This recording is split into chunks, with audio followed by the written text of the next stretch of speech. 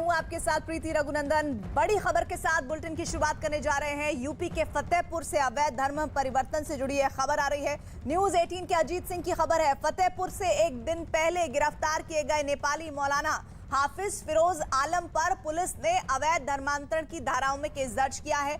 मौलाना पर पिछले 20 साल से गाजीपुर मस्जिद में अवैध धर्मांतरण का रैकेट चलाने का आरोप है। पुलिस ने इस मामले में विदेशी फंडिंग की भी जांच शुरू कर दी है। गिरफ्तार किए गए मौलाना पर अवैध तरीके से वोटर आईडी कार्ड, आधार और दूसरे कागज बनाने का भी आरोप लगा है। इस वक्त की ये बड़ी खबर आ रही है फतेहपुर से। उत्तर प्रदेश के फतेहपुर में अवैध धर्मांतरण पर बड़ी खबर। न्यूज 18 के अजीत सिंह की खबर है, जिसके मुताबिक फतेहपुर से एक दिन पहले गिरफ्तार किए गए नेपाली मौलाना हाफिज फिरोज आलम पर पुलिस ने अवैध धर्मांतरण की धाराओं में केस दर्ज किया है। नेपाल राष्ट्र का एक नागरिक जनपद फतेहपुर के थाना गाजीपुर क्षेत्र के मेवाती मोहल्ले से गिरफ्तार किया गया है। यह विगत 20 वर्षों से अधिक समय से आकर जनपद फतेहपुर में रह रहा था और मेवाती मोहल्ले के पति से इसने ड्राइविंग लाइसेंस, आधार कार्ड, पैन कार्ड एवं पासपोर्ट भी बनवा रखा था। इसके विरुद्ध आईपीसी की धाराओं के साथ साथ पासपोर्ट अधिनियम की धारा एवं उपलब्ध साक्ष्यों के आधार पर धर्म परिवर्तन की धाराओं के अंतर्गत मुकदमा पंजीकृत कर जेल भेजने की कार्रवाई की गई है।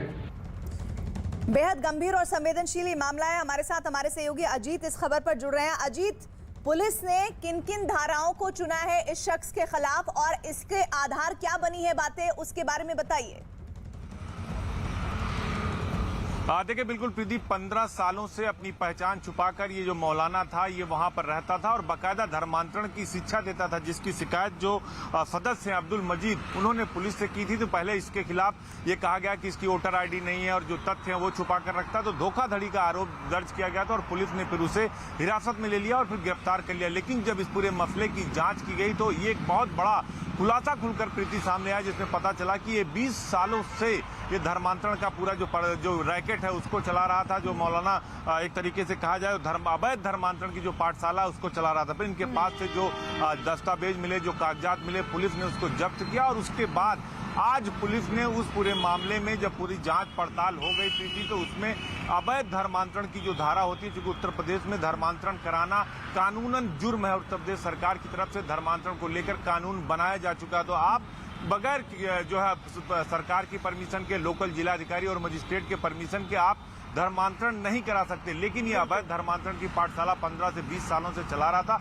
पुलिस ने बड़ी कार्रवाई की और आज उस पूरी एफआईआर में पूरी धर्मांतरण की जो अवैध धर्मांतरण की धारा होती है, सीआरपीसी और आईपीसी की जो धारा होती है उसको 419, 20, 67, 68, 71 उसको बढ़ा दिया गया और जो अधिनियम अवैध धर्मांतरण कानून की धारा होती है उसको बढ़ा दिया गया। और उसके बाद अब इस पूरे मामले की 20 साल से गाजीपुर मस्जिद में अगर ये शख्स ये काम कर रहा था तो अकेले तो कर नहीं रहा होगा, इसके साथ एक पूरा नेटवर्क होगा जो लगा होगा। उसके बारे में क्या जानकारी है?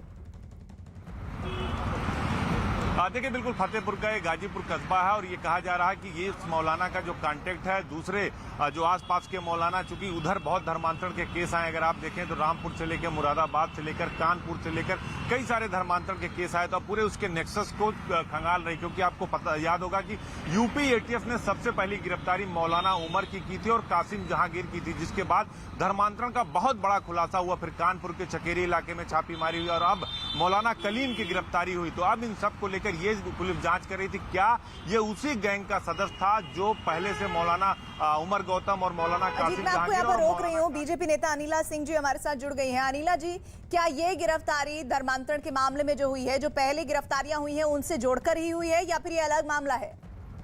नहीं, अलग तो कैसे हो सकता है ना। अगर कोई धर्म परिवर्तन कर रहा है लोभ देकर, या मैं समझाने की बात क्या कहूँ, समझाते तो ये लोग इस प्रकार से है ना कि हम आपको पैसा दे देंगे, हम आपके लिए ये कर देंगे, हम आपके लिए वो कर देंगे।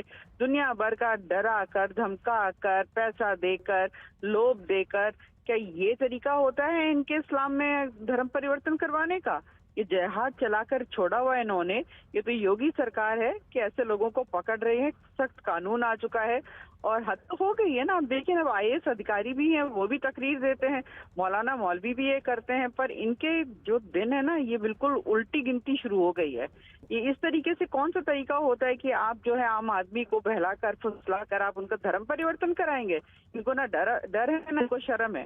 15-20 साल से अनिला जी ये शख्स धर्मांतरण के कार्य में लिप्त था और पूरा नेक्सस इसके साथ काम कर रहा था। तो कहीं ना कहीं मौजूदा सरकार के साथ साथ जो पिछली सरकारें हैं उनकी नाक के नीचे सब चलता रहा और किसी ने ध्यान देने की जहमत भी नहीं समझी। देखिए, ऐसा है, पहले की सरकारों को तो कोई जरूरत ही नहीं थी। वो तो तुष्टीकरण की राजनीति करती थी। उनको तो मुसलमानों का हर तरीके से वोट चाहिए था, चाहे वो गलत काम करे। ऐसी सरकारें जो लोग आतंकवादियों का मुकदमा लड़ने के लिए, उनको बेल पे बाहर छुड़वाने के लिए वकालत करती हूँ, ऐसे राजनीतिक दल जो सत्ता में बैठे हैं, उनसे आप क्या अपेक्षा करते हो कि वो लोग इस प्रकार का जो नेक्सस चलाते हैं धर्म परिवर्तन का, उनको पकड़ेंगे? बिल्कुल नहीं पकड़ेंगे। योगी सरकार ने बिल्कुल, जो इनका सरकारी तंत्र है, इनके अपने अपने एजेंसीज, देखिए कोई भी जब ये देखा जाता है कि इस प्रकार की हरकत कर रहा है तो पुख्ता किए जाते हैं, सबूत इकट्ठे किए जाते हैं, उसके बाद उनकी धरपकड़ शुरू होती है। नहीं, लेकिन अभी तो ये पकड़े हैं, अभी तो देखिए और क्या अभी क्या की होगा। गिरफ्तारी नहीं, लेकिन धर्मांतरण के मामले में पहली जितनी भी गिरफ्तारियां हुई हैं वो बार बार आपकी सरकार पर, बीजेपी पर ये टारगेट कर रहे हैं कि चुनाव जैसे जैसे आता है तो देखिए किसी समुदाय विशेष के पीछे पड़ जाती है सत्ताधारी पार्टी। देखिए, ऐसा है कि जो विपक्षी दल हैं, इनको तो केवल और केवल मुसलमानों को किसी भी प्रकार से लुभाना है, चाहे वो आतंकवादी हो, चाहे ये धर्म परिवर्तन करने वाले आतंकवादी हो। तो सीधी सी बात है, भारतीय जनता पार्टी गवर्नमेंट जो है ना, ये नहीं देखती कि चुनाव है कि नहीं। उनको जो करना है, जो कानून से गलत कानून अपने हाथ में लेते हैं, तो उनको बख्शती नहीं है।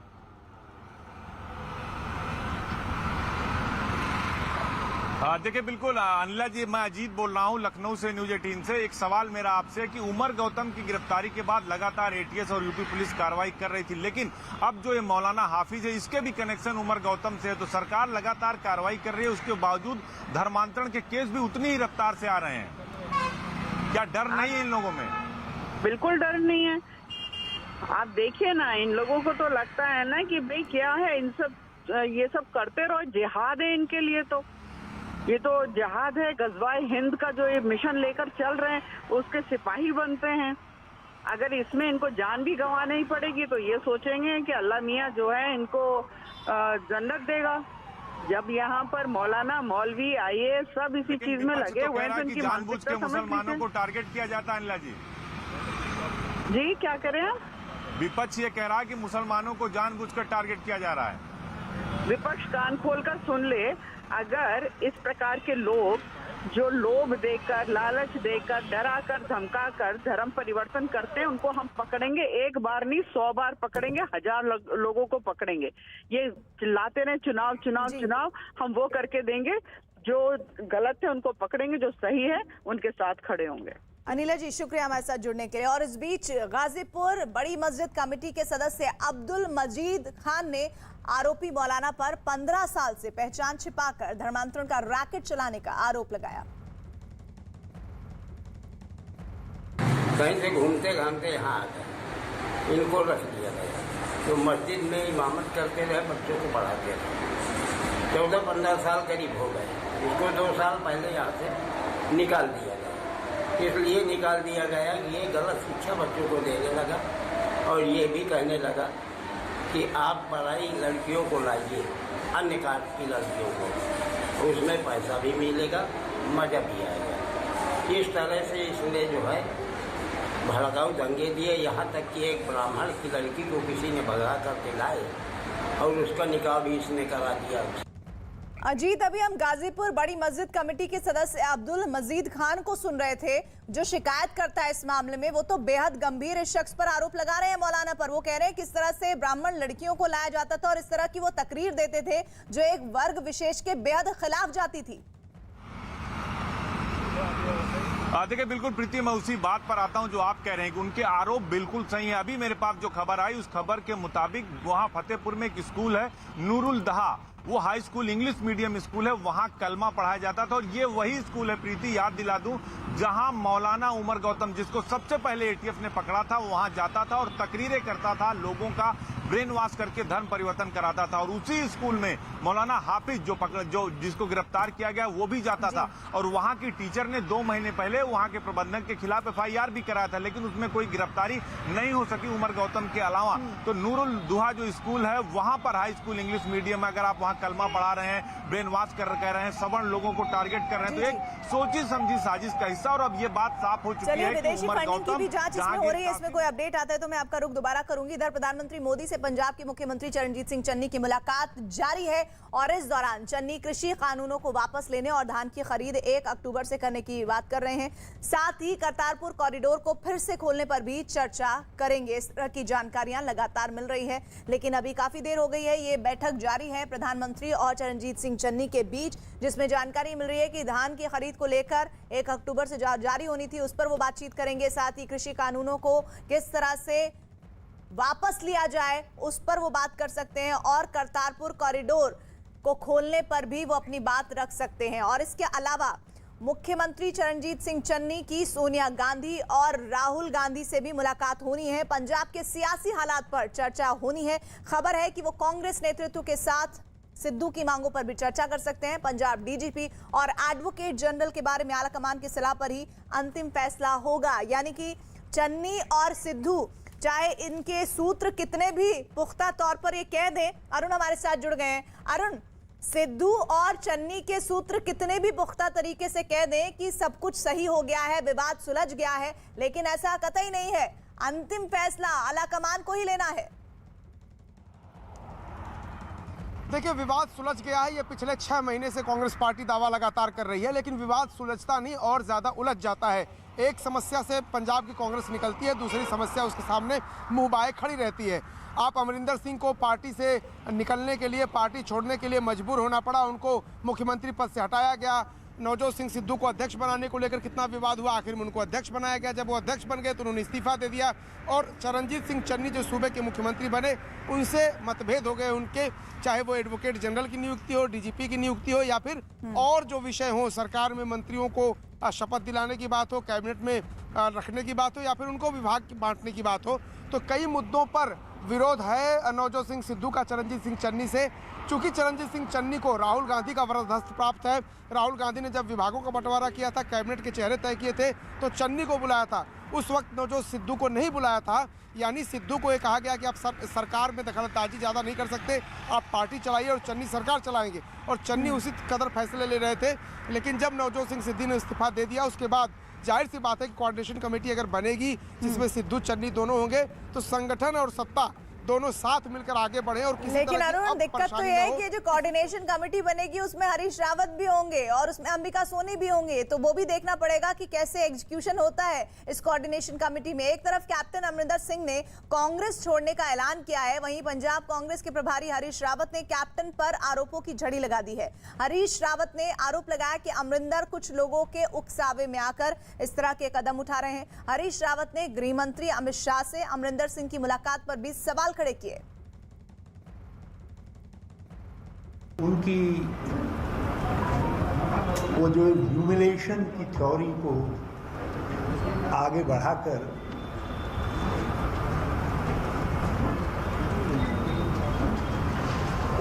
कुछ ऐसा करने जा रहे हैं, कुछ ऐसे लोगों के उकसावे पर जिनके साथ उनका कोई सैद्धांतिक संबंध नहीं होना चाहिए। जिस व्यक्ति को कांग्रेस ने इतनी बार अवसर दिया हो,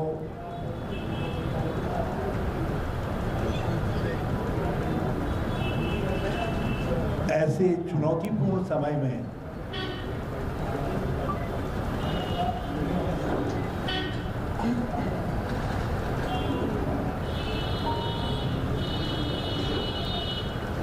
जो कुछ समाचार पत्रों में छप रहा है, उससे उनके शुभचिंतकों को तो कई बात चर्चा में है। जिस तरीके से एक परसेप्शन बन गया था, किसी कैप्टन अकालियों से मिले हुए हैं, आज मुझे ये कहते हुए दुख हो रहा है कि श्री अमरेंद्र सिंह जी के 2-3 दिनों में जो बयान आए हैं, वो बयान ऐसा लगता है कि किसी प्रकार के दबाव में हैं।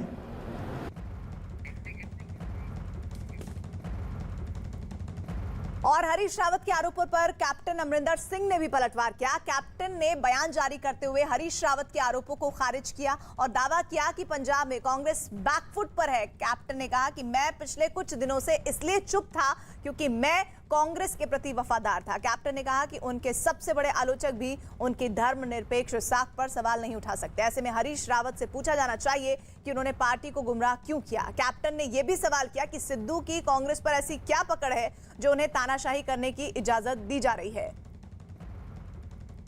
अरुण, बेहद सख्त टिप्पणी हरीश रावत पर कैप्टन अमरिंदर सिंह के उस बयान में झलक रही है जो इस वक्त हमने अपने व्यूअर्स को सुनवाया। लेकिन एक बात तो तय है कि कैप्टन अमरिंदर अब किसी भी कीमत पर कांग्रेस में वापस नहीं आ पाएंगे। लेकिन सिद्धू की जो वक्त पहले थी वो इस पूरे सियासी ड्रामे के बाद वही बरकरार रहेगी। इसे कह पाना कितना सही होगा? देखिए कैप्टन अमरिंदर सिंह नाराज इसलिए भी ज्यादा है हरीश रावत से। उसकी वजह यह है कि कैप्टन अमरिंदर सिंह ये मानते हैं कि हरीश रावत जब सूबे के प्रभारी बने तब उन्होंने जिन सिद्धू को उन्होंने साइडलाइन कर दिया था, सिद्धू को कैबिनेट से हटा दिया था, उनका विभाग बदल दिया था, उसके बाद उनको इस्तीफा देना पड़ा था, मजबूर कर दिया था कैबिनेट से हटने के लिए उनको वापस पार्टी में लाने की कोशिश शुरू की हरीश रावत ने।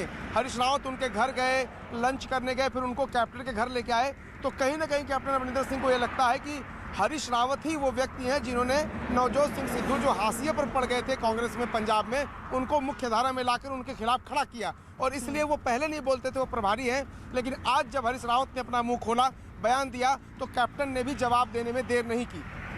लेकिन इस तरह के जवाब देने में जाने नहीं जाते हैं कैप्टन अमरिंदर सिंह। और वो अपनी साख के लिए जिस बात का वो जिक्र कर रहे हैं वो काफी हद तक अपने बारे में सही बता रहे हैं। इधर नवजोत सिंह सिद्धू और मुख्यमंत्री चरणजीत सिंह चन्नी के बीच कल चंडीगढ़ में हुई मुलाकात से ऐसा लग रहा है कि अब बात बन गई है और सुलह का रास्ता साफ हो गया है। करीब 2 घंटे चली बैठक के बाद मुख्यमंत्री चरणजीत सिंह चन्नी पंजाब भवन से निकले तो मीडिया से कोई बात किए बगैर चले गए। हालांकि सूत्र बता रहे हैं कि सीएम चन्नी और सिद्धू की मुलाकात में बिगड़ी बात बन चुकी है। सूत्रों के मुताबिक सिद्धू पार्टी अध्यक्ष पद पर बने रहेंगे क्योंकि उनकी ज्यादातर मांगे मान ली गई हैं। इसी बीच अमरिंदर सिंह ने कल कांग्रेस छोड़ने का ऐलान कर दिया। अब उनके अगले कदम पर सबकी निगाहें हैं।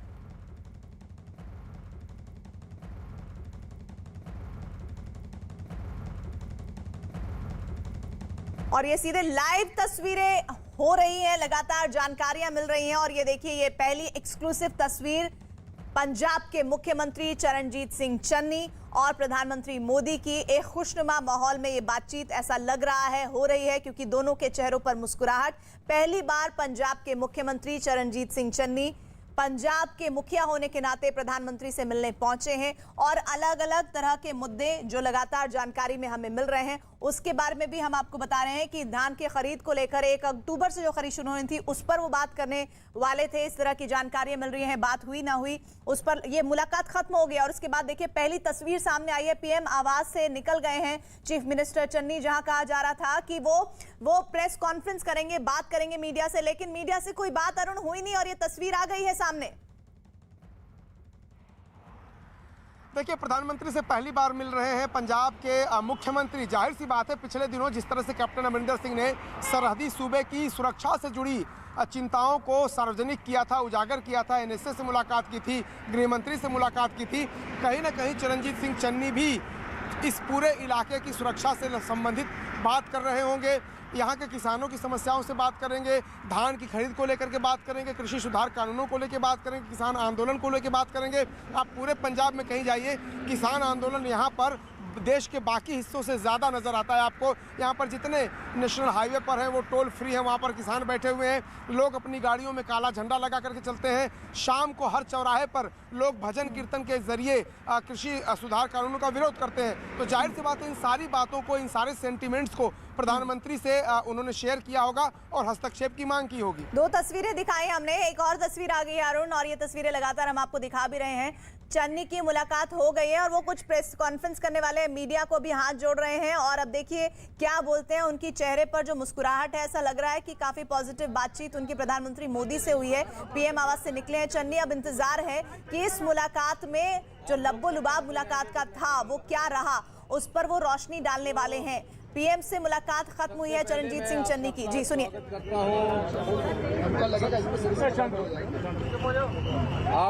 आप सबका स्वागत है। आप सब मुझे यहाँ मिल रहे हैं, मुझे खुशी हो रही है। Thank you very much. तो मैं आज माननीय प्रधानमंत्री जी से मिला।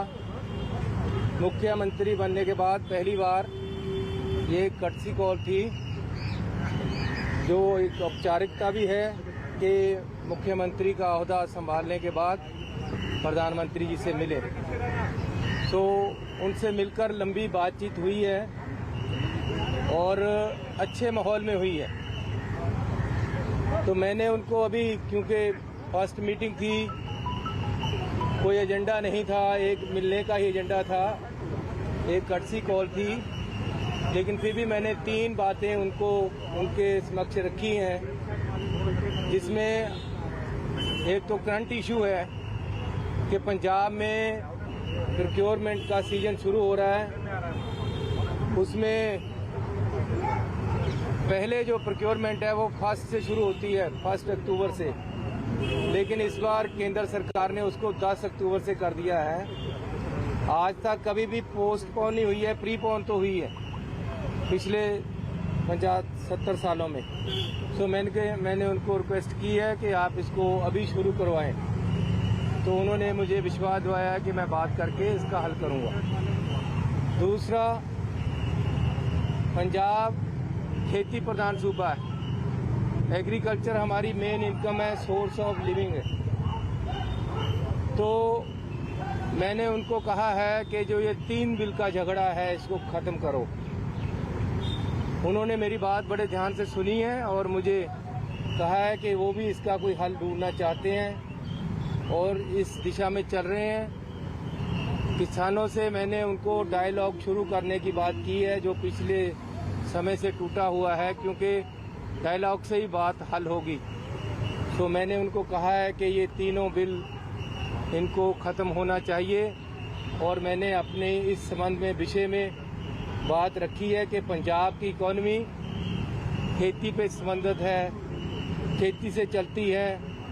पंजाब तभी प्रोग्रेस करेगा अगर हमारा किसान और खेत मजदूर खुशहाल होगा, घर में दाने आएंगे, पैसा आएगा, तभी सब प्यार से और खुशहाली से रहेंगे। पंजाब ने हमेशा देश के लिए, देश की एकता के लिए, देश की आज़ादी के लिए बड़ी लड़ाई लड़ी है।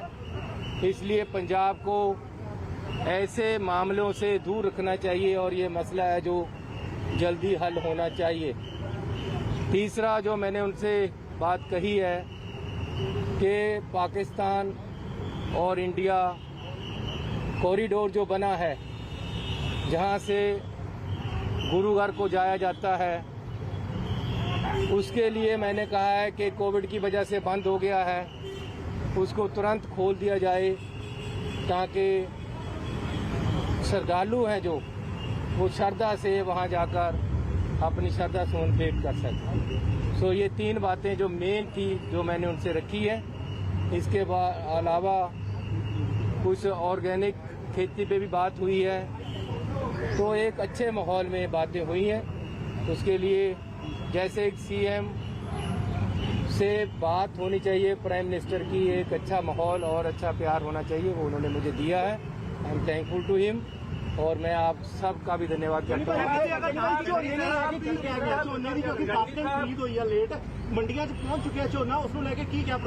मैं दस चुके हैं कि बड़ी छेती होकर उन्होंने किया, मैं हल कर रहा हूँ। चन्नी साहब, पंजाब के कल्याण की बातें आपने रखी है, प्रधानमंत्री नरेंद्र मोदी से बातचीत में आपकी मुलाकात भी थोड़ी लंबी रही है, 40 मिनट के आसपास। नवजोत सिंह सिद्धू का मसला अभी चल रहा है, वो मसला सुलझ गया? यार मुझे एक बात बताओ, कौन सी इंटेलिजेंस है कि आपको मेरे से पहले पता चल गया कि 40 मिनट बात हुई है? क्या पत्रकारिता ऐसी ही होनी चाहिए। वैसे we are proud of you. Press है जो देश की, उस पर सब कुछ डिपेंड करता है। किसानों की बात करी तो उसमें प्रधानमंत्री ने आपने कहा कि इशू से बातचीत रिज्यूम होनी चाहिए, इसके ऊपर जो साथ के साथ है कुछ हल निकाला जाए, तो उसमें प्रधानमंत्री जी ने आपको क्या कहा? उन्होंने अपने व्यूज दिए हैं, लंबी बात हुई है, वो भी हल करना चाहते हैं इस मसले को। मैंने उनको खास तौर पे क्या किया है कि मेरा पंजाब सफर कर रहा है, मेरे पंजाब की इकॉनमी सफर कर रही है, मेरा पंजाब जो देश के लिए लड़ता है, मरता है, और हमेशा आज़ादी में देश की एकता के लिए भी हमने बलिदान दिए हैं। तो इसकी जो ये संकट आ गया है एग्रीकल्चर का, इसको दूर करें। धन्यवाद। पंजाब के मुख्यमंत्री चरणजीत सिंह चन्नी को आप सुन रहे थे, जिन्होंने बोला कि 3 मसलों पर बहुत अच्छे माहौल में प्रधानमंत्री से बात हुई है। उन्होंने कहा कि क्योंकि प्रोक्योरमेंट का सीजन शुरू हो गया है तो 1 तारीख से ये सीजन शुरू हो जाता था, लेकिन इस बार 10 अक्टूबर से किया गया है, जिसे उन्होंने कहा है कि इसे आज से या कल से जैसा हो सके जल्द से जल्द शुरू किया जाए। साथ ही उन्होंने पंजाब के बारे में बताया, जिक्र किया कि किस तरह से खेती प्रधान देश है और ये जो किसानों का प्रोटेस्ट है वो पंजाब की इकोनॉमी को बहुत ज्यादा झटका दे रहा है, और ऐसे में उनसे अपील है कि प्रधानमंत्री इस मसले पर बातचीत करें और इन बिलों को लेकर झगड़ा खत्म किया जाए, जिस पर उन्होंने कहा कि प्रधानमंत्री ने भी सहमति जताई है। साथ ही तीसरी बात उन्होंने कहा, जिसके संकेत लगातार न्यूज़ 18 भी आपको दे रहा था, कि करतारपुर कॉरिडोर को खोला जाए, क्योंकि कोविड काल में वो बंद कर दिया गया था। बहुत सारे पंजाबी श्रद्धालु हैं जो वहां जाते हैं और वहां जाना चाहते हैं, कोविड की वजह से उसे बंद किया गया, उसे खोला जाए। ये 3 बातें उन्होंने कही है, और साथ ही ऑर्गेनिक खेती का भी उन्होंने जिक्र किया। कई और मसले हैं जिन पर बातचीत हुई है, लेकिन वो काफी संतुष्ट प्रधानमंत्री मोदी के साथ अपनी बात को लेकर नजर आए, और उन्होंने कहा कि लगातार आगे हम मिलते रहेंगे। पहली मुलाकात थी, बहुत ज्यादा बातचीत नहीं, लेकिन इन 3 मसलों पर उन्होंने अपनी बात को रखा है, जिसमें प्रधानमंत्री ने भी कहा है कि वो इन बातों पर आगे विचार करेंगे।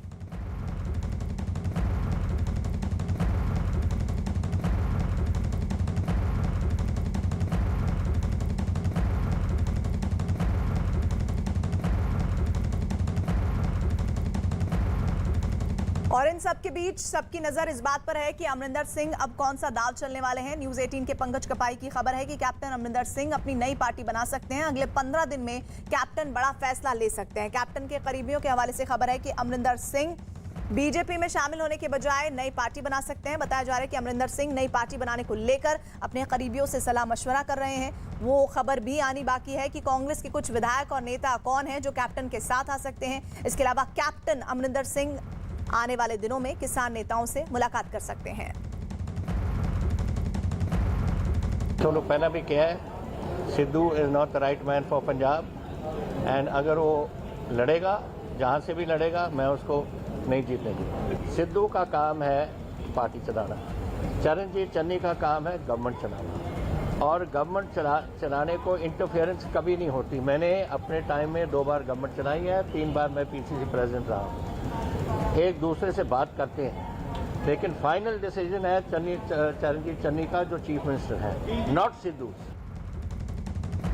कई इश्यूज हैं सिक्योरिटी के वगैरह जो मैं उनसे बात साहब हमारे NSA हैं, मैटर्स रिलेटिंग टू सिक्योरिटी हैं जो मैं आपके साथ नहीं शेयर करूंगा, लेकिन मैं 4 साल से देख रहा हूं क्या हो रहा है पंजाब में, और उनके साथ शेयर किया है। डेली ड्रोन्स आ रही हैं, जो ड्रोन पकड़े जाते हैं ठीक है, जो नहीं पकड़े जाते वो कहाँ जा रहे हैं, क्या काम है उनका, कौन उठा रहा है उनको, ये सारी बातें नेशनल सिक्योरिटी के साथ। पार्टी की तरफ से लगातार दावे किए जा रहे हैं कि पंजाब कांग्रेस का विवाद सुलझ गया है। सिद्धू और सीएम चन्नी में सहमति बन गई है, लेकिन कुछ सवाल हैं जिनके जवाब अभी मिलने बाकी हैं। पहला सवाल तो यह है कि सीएम चन्नी और सिद्धू की पहले से तय प्रेस कॉन्फ्रेंस अंतिम समय में रद्द क्यों की गई। दूसरा सवाल यह कि अगर सुलह का फॉर्मूला निकल गया तो सीएम चन्नी सिद्धू से 45 मिनट पहले मीटिंग से क्यों निकले। तीसरा सवाल काफी अहम, सीएम की मौजूदगी में सिद्धू और परगट सिंह ने क्या चर्चा की। चौथा सवाल ये कि क्या एक समिति के गठन भर से मुद्दों का हल निकाला जा सकता है। पार्टी की ओर से दावा किया जा रहा है कि सीएम चन्नी और सिद्धू के बीच अब विवाद सुलझ गया है। सूत्रों के मुताबिक सिद्धू पंजाब कांग्रेस के अध्यक्ष बने रहेंगे। दावा यह भी हो रहा है कि सिद्धू की ज्यादातर बातें मान ली गई हैं। खबर है कि कैबिनेट की बैठक में उन मंत्रियों और अधिकारियों की कुर्सी जाने का ऐलान हो सकता है जिनका सिद्धू विरोध कर रहे हैं। इस बारे में तमाम बातों के बीच 4 अक्टूबर को होने वाली कैबिनेट की बैठक में ऐलान किया जाएगा इन बातों का, और समन्वय समिति बनाने का ऐलान भी किया गया है। और इस कमेटी में सीएम चन्नी, सिद्धू भी होंगे। इसके अलावा हरीश रावत, अंबिका सोनी भी शामिल होंगी।